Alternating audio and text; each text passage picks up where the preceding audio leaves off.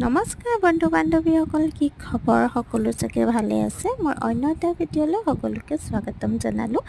এয়া মই যাব ওলাইছোঁ ৰাতিপুৱা অম্বুবাচী মেলালৈ, যিহেতুকে যাম বুলি ভাবি যাবই পৰা নাই।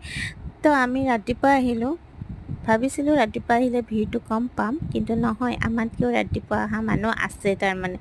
তো আমি এয়া আৰম্ভ কৰি দিলোঁ খোজকাঢ়ি যোৱা ৰাস্তা। তো মন্দিৰটো পাওঁ অৱস্থাতে ৰাস্তাটো দিলে চেঞ্জ কৰি, তেতিয়া মনটো অকণমান বেয়া লাগিল। সেইখিনি টাইমতো ভাগৰো লাগিল, কিন্তু যেতিয়া আমি মন্দিৰ ভাগ পালোঁ তেতিয়া সঁচাকৈ মনটো বহুতে ভাল লাগি গ'ল। মাৰ দৰ্শন কৰি কেনে ভাগৰ ক'ত গ'ল একো গমেই নাপালোঁ। ভিতৰখনত অলপমান ঋষি মুনিবিলাক, সন্যাসীবিলাক তাতে বহুতে ধ্যান কৰি আছে।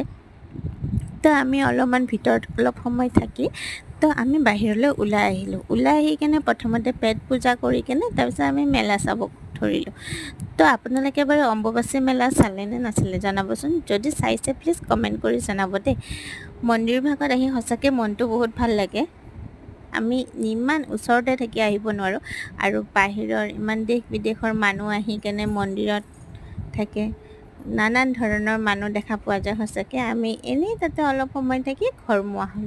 তো ভিডিঅ'টো যদি ভাল লাগিছে লাইক, কমেণ্ট আৰু শ্বেয়াৰ কৰিবলৈ নাপাহৰিব। আকৌ লগ পাম এটা নতুন ভিডিঅ'ৰ সৈতে। এতিয়া ৰাখিছোঁ, বাই।